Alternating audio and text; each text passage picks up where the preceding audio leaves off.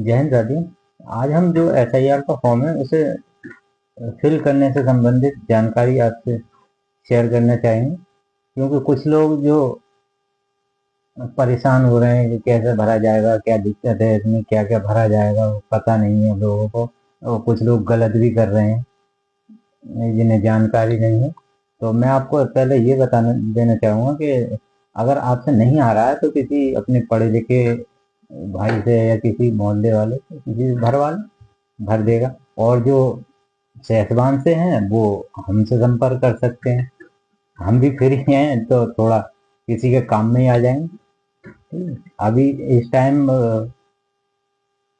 रात के करीब 1:30 बज रहा होगा, तो मेरे दिमाग में आया नींद नहीं आ रही, तो मैंने सोचा अभी एआईबी का क्या नाम है, मेरा पेपर है 30 तारीख को, ये 30 नवंबर। तो उसकी तैयारी करके कर रहा हूँ मैं थोड़ा। अभी 12 बजे तक, 12 साढ़े 12 बजे तक करी, तो उसके बाद नींद नहीं आई, तो मैंने सोचा कि किसी के काम में ही आ जाए, नींद नहीं आ रही है तो किसी का भला कर दे। तो मैंने सोचा चलो। तो अब मेन टॉपिक पे आते हैं। तो सबसे पहले हम बताएंगे आपको, इसमें 3 कॉलम दिए गए हैं।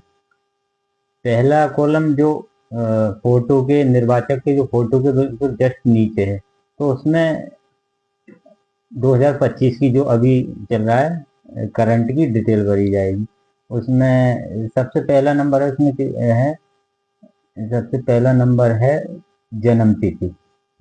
तो आप जन्म तिथि देकर सीधे लाइन में ये जन्म तिथि डालें, सबसे date of birth, day month and year.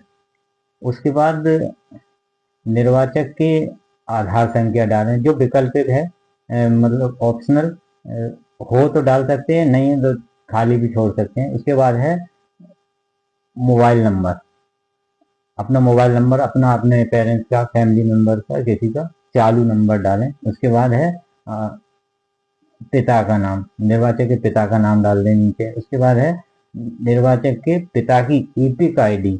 अब ईपिक आईडी क्या होती है? ईपिक आईडी होती है पहचान पत्र, जो होता है पहचान पत्र के फोटो के ऊपर जो नंबर लिखा होता है उसे ईपिक आईडी कहते हैं।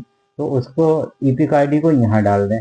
उसके नीचे है माता का नाम, फिर माता का नाम लिख दें, निर्वाचक की माता का नाम। उसके बाद है माता का ईपिक नंबर, पहचान पत्र के ऊपर वाली जो होती है नंबर, फोटो के ऊपर जो नंबर लिखा रहता है, किसी का यूपी करके है, किसी का KZM करके ऐसा लिखा रहता है, जैसा हो वैसा सेम लिख दें। उसके बाद आ जाता है, अगर पत्नी या पति का नाम यदि हो तो, लागू हो तो, जैसे कोई मेल है तो उसका पत्नी का नाम लिख दें, कोई फीमेल है तो उसके पति का नाम लिख दें, यदि हो तो। नहीं हो तो खाली छोड़ दें। उसके बाद आ जाता है पति पत्नी का ईपिक नंबर, उसका ईपिक नंबर हो तो लिख दें, नहीं तो खाली छोड़ दें। उसके बाद आ जाते हैं महत्वपूर्ण दो, जो नीचे वाले कॉलम है ये ज्यादा महत्वपूर्ण है, इसे ध्यान से भरना है। उसके बाद सबसे पहले फोटो के जस्ट नीचे वाला जो कॉलम है ये है, ये फोटो है, इसके नीचे ये वाला कॉलम है। ये वाला कॉलम तब भरा जाएगा जब निर्वाचक का खुद का नाम 2003 की लिस्ट में नहीं है।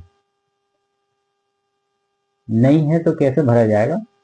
तो सबसे पहले 2003 की लिस्ट निकालें, उसमें निर्वाचक के पिता का, माता का नाम देख के, जिसका भी हो, सेम टू सेम इसमें नाम लिखें, पिता का नाम निर्वाचक की। उसके बाद निर्वाचक के पिता की ईपिक आईडी, अगर 2003 की लिस्ट में है तो लिखें, नहीं है तो खाली छोड़ दें। उसके बाद है संबंधी का नाम, निर्वाचक के दादा का नाम, मतलब उसका उसके नीचे है संबंध, उनका क्या संबंध है उनसे, या नीचे पिता लिख दें। उसके बाद है जिला, जो भी आपका जिला है वो जिला लिख दें। उसके बाद नीचे है राज्य, जो राज्य है आपका वो राज्य लिख दें। उसके बाद है विधानसभा निर्वाचन क्षेत्र का नाम, जो नाम हो वो नाम लिख दें। उसके नीचे 3 कॉलम और दिए गए हैं, है विधानसभा निर्वाचन क्षेत्र संख्या, उसमें जो संख्या है आपकी वो लिख दें, 2003 में जो थी, अब की नहीं। 2003 में संख्या वो लिख दें, भाग संख्या लिख दें अपनी, क्रम संख्या लिख दें, जो पिताजी आपके 2003 की लिस्ट में कौन से क्रम पे आते हैं, 1 2 3 ऐसा करके काउंट करें। इसके बाद क्रम संख्या लिख दें। ये हो गया। उसके बाद आ जाता है दूसरा, जो ये तीसरे साइड का कॉलम है, इनका तो खाली छोड़ देना, इनका नाम नहीं है इनका, ये साइड का खाली छोड़ देना, एक भर देना फोटो के नीचे वाला। यदि जिसका नाम वोटर लिस्ट में 2003 की है, जिसका निर्वाचक का नाम, खुद का नाम वोटर 2003 की वोटर लिस्ट में है, तो उनका ये वाला इधर साइड का ये फोटो है, इधर साइड का ये बनना है।